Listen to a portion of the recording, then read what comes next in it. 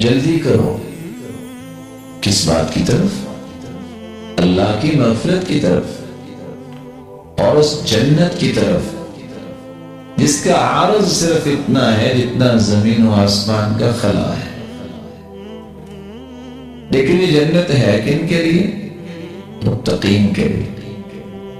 تو پھر متقین کون ہیں؟ جن کی اس آیت کے اندر 3 نشانیاں بیان ہوئی ہیں.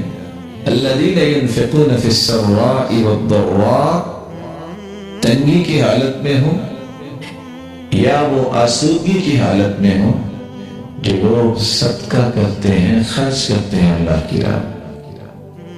والکاظمین الغیظ، اور جو غصے کو پی جانے والے ہیں. والعافین عن الناس، اور جو لوگوں کو معاف کر دینے والے ہیں.